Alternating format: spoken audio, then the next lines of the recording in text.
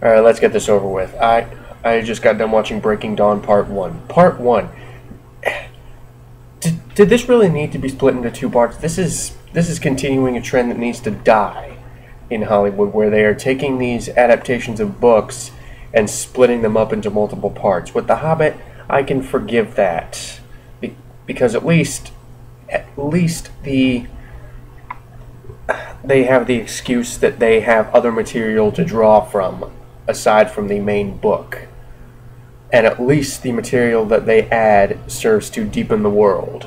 Now for a lot of people that may serve to slow down the movie, but for me it does not. For me it serves to deepen the setting.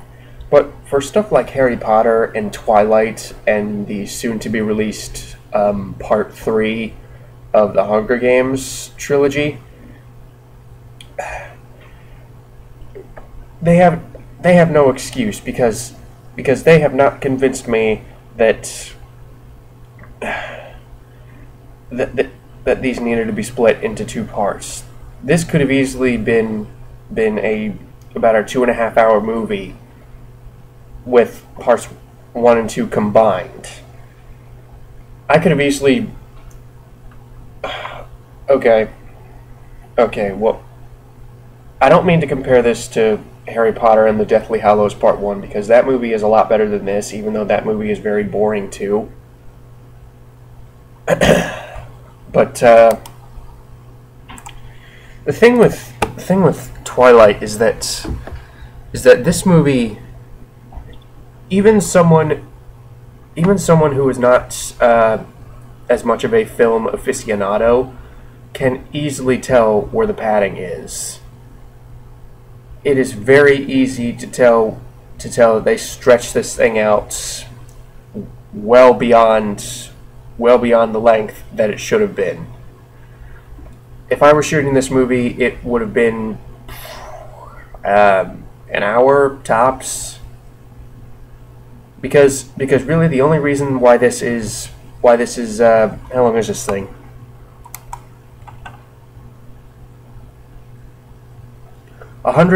2 hours. 2 hours is too long for this.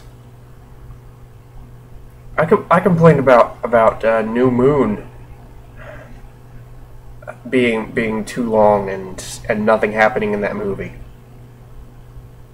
This movie takes that to a whole new level, because I will describe the plot in about 5 seconds.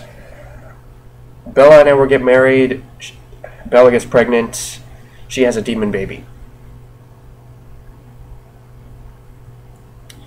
Did you really need an entire 2-hour movie for that? You couldn't have made it a quick 90-minute sit?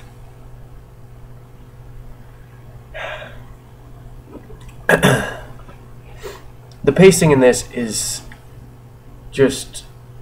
it is so slow. It is... oh my god. This thing is so boring. Nothing happens in this movie. I mean, Bella and Edward get married and they have a baby, but A, we don't care about these characters, and B, these two events are events that could have easily been they could have easily been condensed into a 10-minute montage if I really wanted to. Alright, well, the acting is worse this time around. I mean, Eclipse actually has some kind of misguided ambition to be a good movie. I mean, David Slade wanted that to be a good movie. He wanted to get good performances, but this one just goes right back to the formula of the first two, where Kristen Stewart is stuttering. She is taking these broad Denagian pauses. I've heard one of the things I've heard said about her is she is the actress equivalent of the blue screen of death, and yeah, she is really, really terrible. She was really terrible in this. Same with Pattinson. Pattinson does the same thing.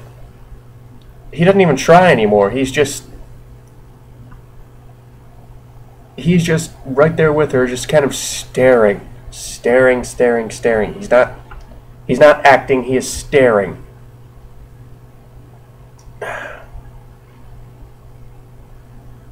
Jacob is still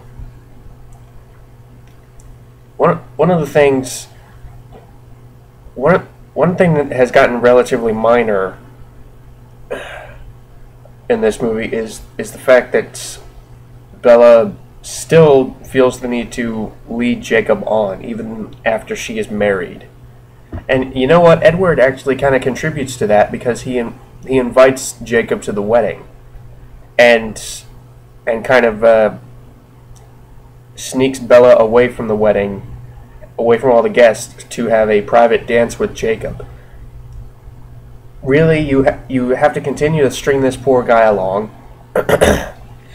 Now, granted, Jacob is still an idiot for continuously falling for that, to the point where even his fellow werewolves are calling him out on it.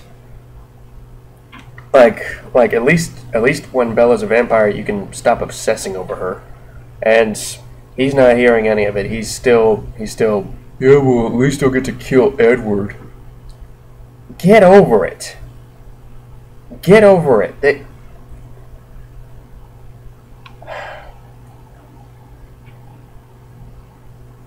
I'm struggling to find words for this movie. I'm not feeling too good right now. I don't know why I'm doing this. I don't know why I'm doing this when I'm very, very nearly bedridden.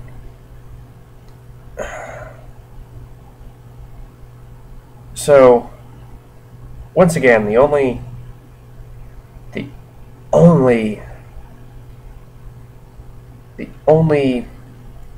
sympathetic character in this whole movie is Billy Burke's character, the father. But they have completely taken any power out of his hands. They have completely taken any kind of paternal authority out of his hands. Because Bella marries Edward at the beginning of the movie, even though you can clearly tell, written clear as day on his face, on Billy Burke's face, that he does not approve of this guy. He is not happy about his daughter getting married this young. To this family of weirdos. And then he is further crapped upon by the realization that Edward is taking Bella to a secret location for their honeymoon. They're not telling anyone, because that's normal. Because yeah, that doesn't sound strange at all. You shouldn't tell the bride's parents where you are taking her on her wedding night.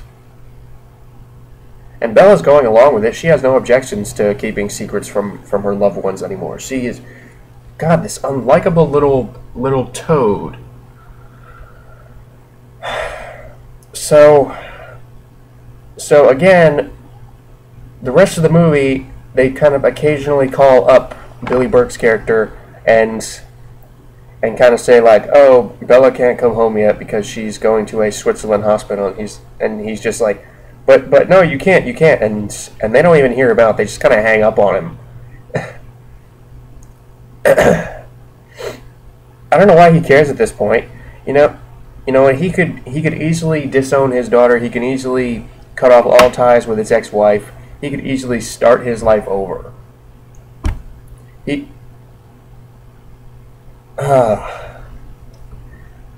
There comes a point where you just have to say, is this little sociopath really worth it?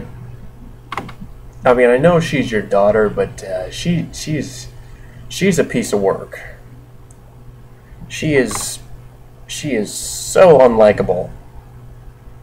she and Edward are both so unlikable in this movie.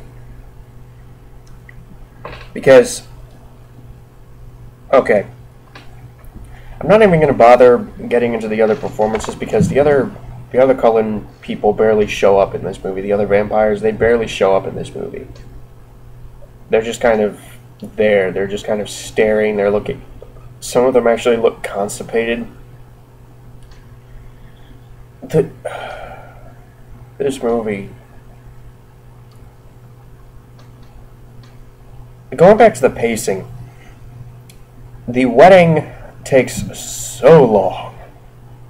The wedding, they stretch out the wedding, like the rest of the movie, they stretch out the wedding to bare bones thin. Because we see the rehearsal, we see Bella try on clothes, we see her get her hair done by the two vampire chicks. We see her have pre-wedding dinners in the den. We see her walk down the aisle with her dad. We see her communicate with nearly all the guests. We see her have nightmares about the wedding beforehand. We see her blatantly make out with the groom. I mean, you're supposed to kiss the groom, but you're not supposed to.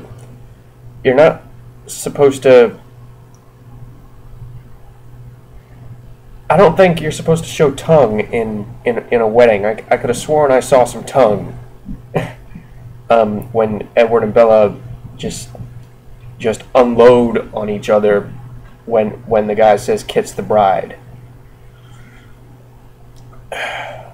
But we see her say goodbye to all the guests. We see a bunch of the guests give toasts to Bella. We don't see them give toasts to the wedding. We see them give toasts to Bella. We see her bid one final goodbye to her parents. We see her drive to Brazil. We see her drive to Brazil. We see her take a boat ride to Brazil. And we see Edward and Bella screwing around in Brazil for about half an hour.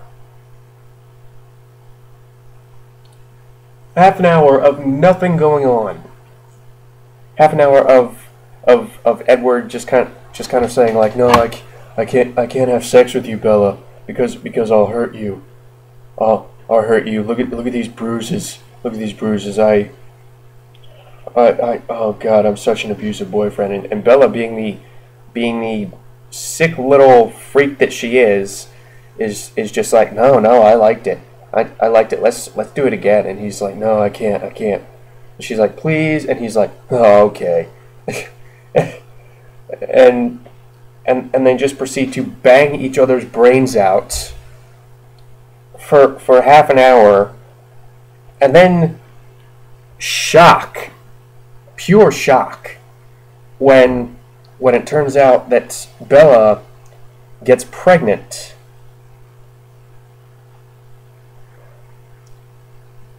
I've never read the books. I've only seen the movies. And up to this point, I do not remember any bit of exposition that told us that vampires cannot get humans pregnant. So, that being said, you would think that any reasonable person would use some form of protection or take some sort of precautions. I mean, you wouldn't think that it would be entirely out of the question for something like this to happen if you were having sex without protection. Without any... They act so surprised. And I'm just thinking to myself, well, yeah, that's what happens. Didn't you take high school health or wellness? Didn't you learn about sex education? This is kind of what happens when you have sex. Again, unless you take some sort of precautions, or unless you... I'm not even going to get into that.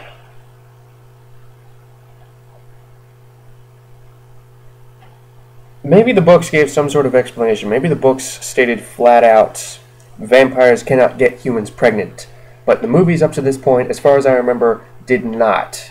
So, as far as the information that we have been given goes, this is fair game. This is perfectly possible. So it is completely unwarranted, just going by the movie's knowledge and the movie's exposition up to this point, it is completely unwarranted for Edward and Bella to act all surprised when Bella becomes impregnated with some vampiric abomination, this satanic spawn that no one in the vampire world has ever heard about before. Which, that's another issue. You would think that this would have happened before. You would think that knowing the human animal, just taking into account human nature, and how look, sex is one of a person's basic needs. Are you telling me that in the entire history of vampires, or at least the bullcrap history that Stephanie Meyer presents us with, no vampire male or female has ever seen fit to have sex with a human? I mean, are all of them just that infallible in their resolve not to make mistakes? I mean, are all of them born with the preemptive knowledge that it is wrong to have sex with a human? Because you would think one of them might have tried it at one point. I mean, who told them that having sex with a human was bad? I mean, who told them the consequences? Obviously no one, because they don't know the consequences, and once again they act all surprised when Bella, being the skinny little weakling that she is failing to carry this very powerful demon baby, this unholy spawn, this satanic abomination. And this starts one of the first real conflicts of the entire Twilight Saga, where it is debated upon. I shouldn't say that, because there is no debate. It's just them moping around, but they are moping for what I would argue is a good thing to be upset about. In that basically Bella is carrying this thing. They have no idea what this thing inside her stomach is. They have no idea what's going to come out of her. They have no idea if she's going to be able to deliver. They have no idea if they are going to be able to change her into a vampire in time, because if they can't, then she is going to die in childbirth, possibly before that. And everyone is telling her, or nearly everyone is telling her, you know, have an abortion, Bella. Get rid of this. You don't have to do this. And she is completely disregarding any input from her friends, her family, or not, her husband, who acts like a real dick because he yells at her. He acts all. He's kind of pissed / constipated because he's just like, we'll get that thing out. We'll get that thing out of you. We were supposed to make decisions together, and I'm just like, you know, this is partially your fault. I mean, she initiated the sex, but you gave in, so I don't want to hear it from you. So, so for the first time in the entire Twilight Saga, they are talking about something that warrants concern, that really is a genuine cause for conflict, is a genuine cause for sadness, and that is whether or not Bella should consider abortion. But much like the rape scene in Eclipse, I'm thinking to myself, is Twilight really qualified to talk about this? The answer is no. Because as hard as the director tries to show the pain, to show the somber nature of these scenes, it is completely contradicted by the terrible writing. Stephanie Meyer clearly has no idea how to approach this subject matter, and what is insulting is that she does not even, she and the screenwriter do not even stop to consider that their approach, their view on this may not be the only view, may not be the necessarily correct view. No other alternative view is offered up. They just use this abortion plot point as just a means to move their story forward, their crappy story forward. And I can easily see a lot of people getting offended by that, because they do not offer this subject matter the type of care that it deserves, the type of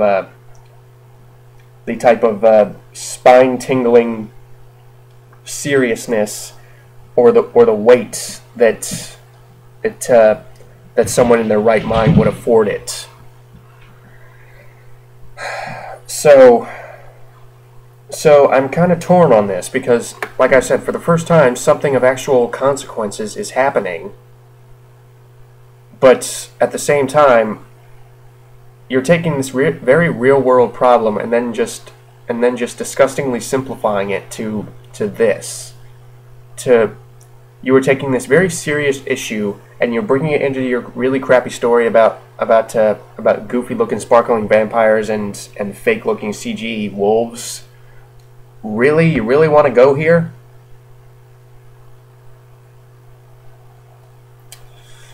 And the sparkling they just seem to have forgotten about. The sparkling, you barely ever see any of the vampires sparkle anymore. In fact, I don't think you see one sparkle in this movie, because Edward and Bella are having their honeymoon in Rio on this island that Carlisle owns. Just go with it. It'll be over faster that way. They're on an island in Rio. The sun is shining down on them. They're out in broad daylight. And Edward is not sparkling. Now, granted, I was so bored by this point that I did not even give this my full attention. I did not pick up on the sparkling, but after thinking about it, that's the key word. You're not supposed to think about this movie. You're not supposed to think about the stuff that it presents, because if you do, you actually see that it kind of insults your intelligence. It kind of talks about these issues that it has no right talking about. But the sparkling, they seem to have retconned. I can't really say I blame them, but you would think that something as stupid as this, after it was introduced, they would keep going for the sake of consistency. Maybe.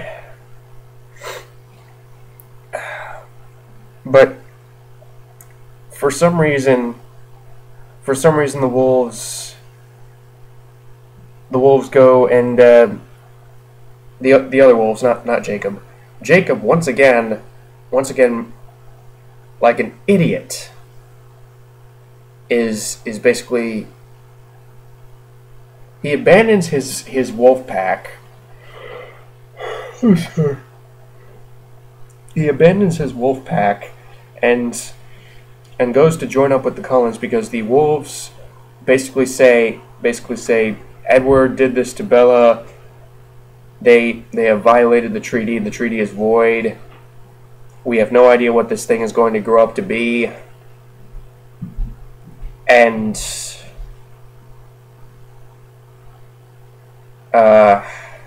we must kill it. Alright. I don't know why there is a...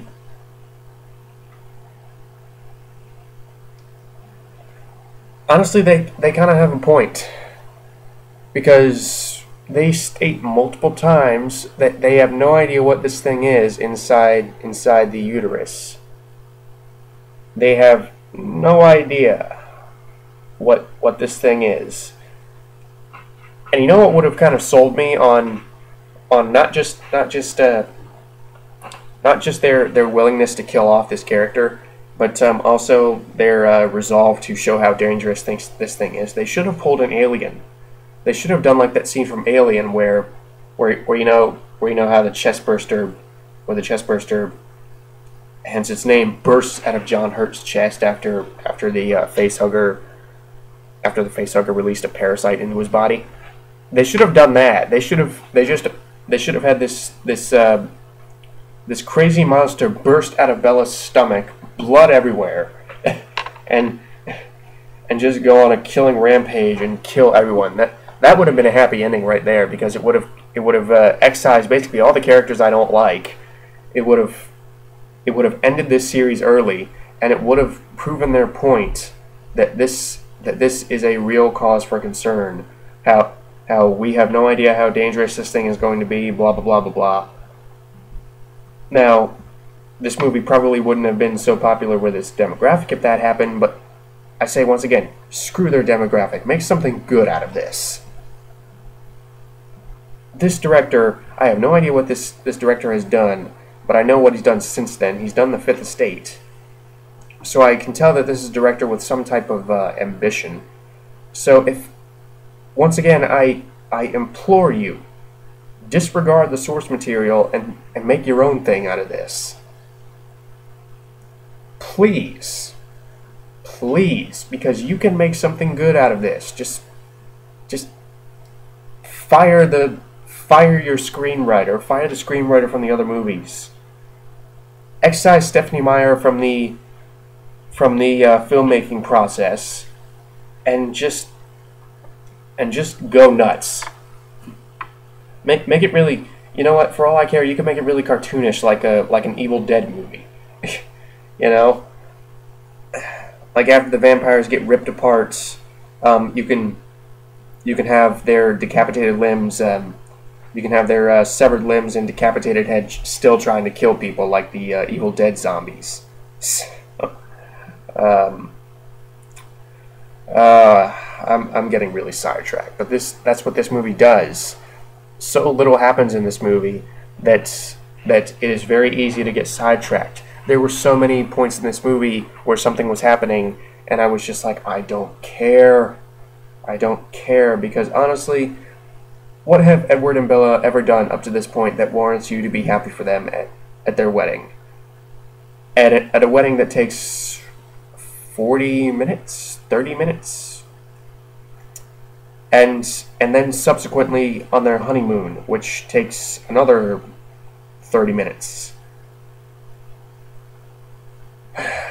And then why are we supposed to feel sad when this bland little sadist, Bella, when the possibility is raised that she might die?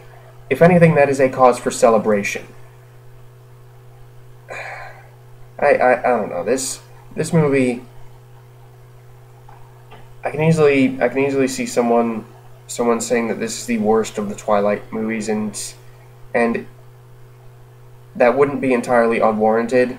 I don't know if it's the worst, because these movies are all pretty bad. This has some of the worst parts in it. I will admit that, because this can serve to be the most offensive, just in terms of what it chooses to tackle, in terms of subject matter. Because the acting is not the slightest bit improved. the direction is actually inferior, because I was kind of missing David Slade's direction in this. And David Slade is no Steven Spielberg, but he did do the best Twilight movie up to this point. So I have to award him some props for that, even though Eclipse still sucked. But yeah, and you know what? This is where I really indefinitely decided this movie is not funny. This movie is not the least bit enjoyable. I can easily see the teen demographic completely rejecting this movie because they end the movie with a C-section. They end the movie with this very poorly filmed C-section where you see Bella's point of view. You see it from her point of view. The screen is flashing. There are rapid cuts everywhere, like rapid edits. There are also plenty of like cuts. Like the vampires are basically fumbling around with the surgical tools, and eventually Edward, for some reason, like just kind of like, I have to get it out of you, Bella, and basically kind of chews his newborn baby out of his wife's womb.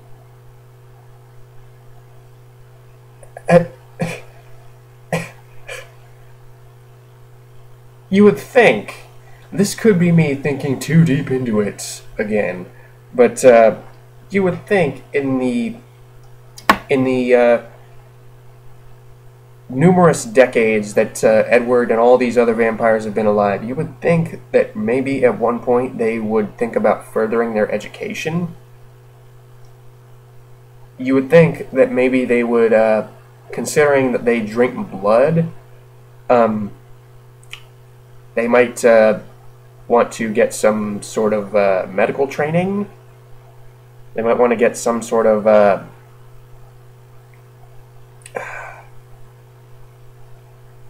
might be all right, because they say like Carlisle is not here yet.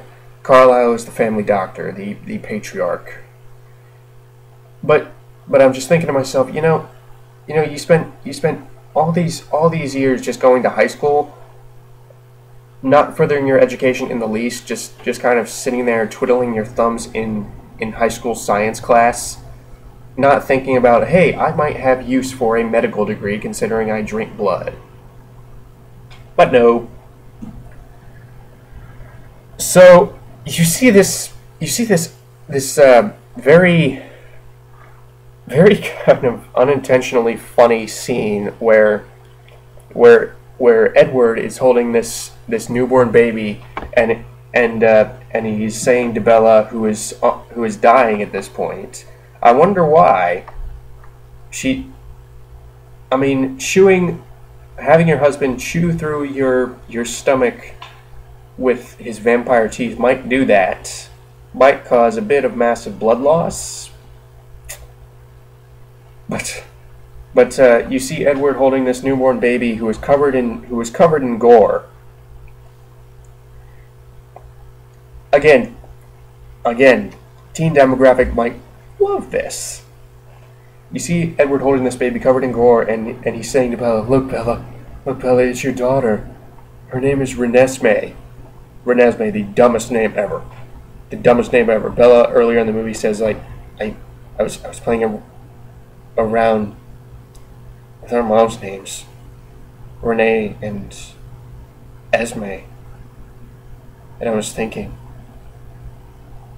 Renesmee. How cruel do you have to be to name your child Renesmee? I must say.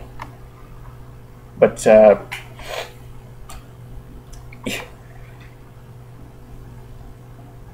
it is such. They try to play it like a beautiful moment where like, oh, the miracle of childbirth, but it has this backdrop of the husband chewing the child out of his mother's womb. Out of the mother's womb. It's kind of difficult to feel joy at something that horrific and, like I said, unintentionally funny. And they take it a step further because immediately afterwards, in order to stop the invading wolf pack from killing the baby, Jacob comes in and says I have imprinted on the baby. I have seen myself in a relationship with the baby in the future, and by wolf law, you cannot harm anyone that I have imprinted upon. Again, making these rules up as they go along. I have never heard... They mentioned imprinting in the third movie, but they never mentioned that anyone, at least to my knowledge, they never mentioned that someone who is imprinted upon cannot be harmed. You would think if something was posed a danger to their species, you would think that they would kind of ditch the imprinting rules just for once and done what's for the greater good of their race. Let's say if they imprinted upon this wolf killer, or if they imprinted upon this kind of doomsday device. If they imprinted upon this bomb that was going to blow up the earth. If one wolf imprinted upon the bomb, then would all the other wolves just kind of let the bomb go off and destroy the earth? I don't know. I don't know. I realize I'm thinking too deep into this, but that's all I'm left to fall back on, because this movie doesn't give me anything else to go on. The effects are still horrible. The acting is still horrible.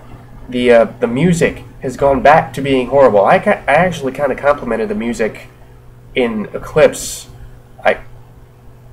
I mean, amidst my shock that Howard Shore did the music for the third one, I actually kind of said, the music in this one is not bad. Howard Shore is a very good composer, and he's managed to make some decent music out of this at times.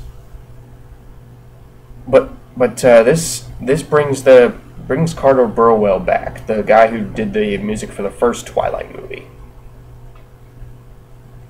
The music is just this random. It's just this completely themeless compilation of piano music and sad music. It completely saps energy out of every single scene it's in. So the musical score is still awful. The pop music is still god-awful. I've never heard any of these songs in my life that they chose for these montages, but I never want to hear them again. And the montages are just pointless. They are just pointless. They montage to the dumbest things ever. When it's discovered that Bella is pregnant, and they are going back to Forks, Washington to get the help of Carlisle, and Edward is packing, it montages Bella just kind of walking around in slow motion, looking all sad.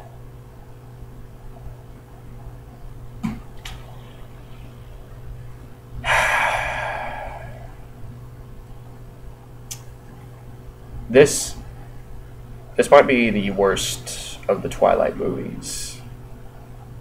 This, more than any other Part 1 that has been released thus far, proves that this is a formula that easily can be screwed up. Part 1. With as much padding as there is, I'm surprised that they later released an extended cut that's 7 minutes longer. What could they have possibly cut out? This movie is already padded enough. What could they have deemed unimportant enough to make it into the movie for additional padding?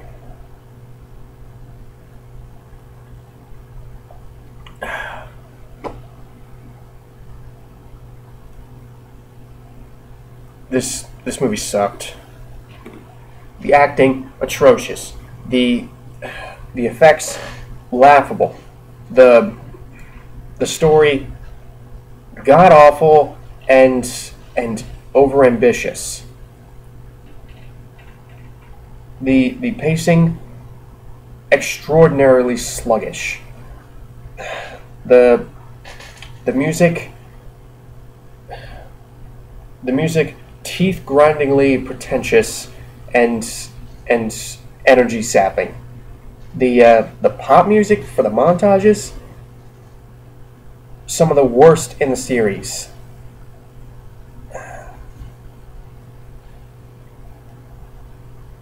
There's a scene in this movie.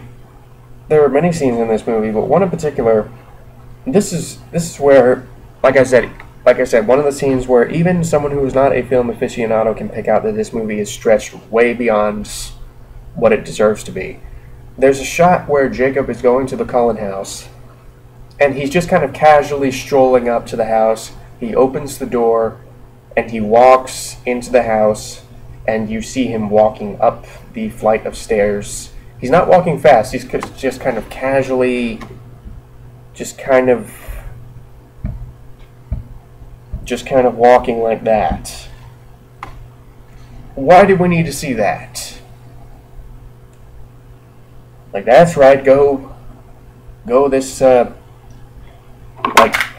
have the entire shot be him just showing him walking up the stairs, both sets of stairs.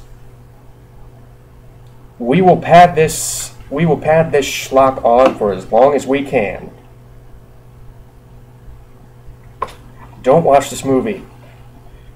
Even if you got some kind of enjoyment out of the first few Twilight movies, maybe just because they are so stupid they are funny. I never really got that, but even if that was the case, I honestly think that the fun that you had will be sucked out of this one, mainly because the stuff that it chooses to revolve around.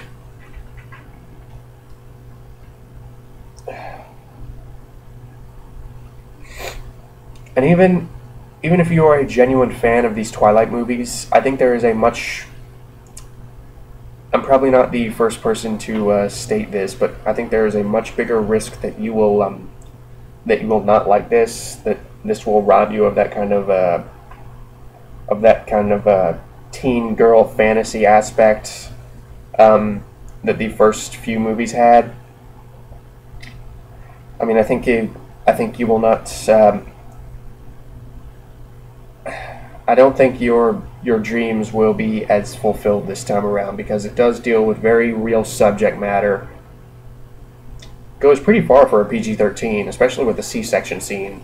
I heard that scene actually caused seizures, not so much because of the content, but because of the I'm guessing how it was filmed, because even though I just said that they go for pretty far for a PG-13, it still comes across like they wanted to hide as much of it as possible, while at the same time filling the audience in about what's going on. Because, like I said, it's they're shaking the camera, there's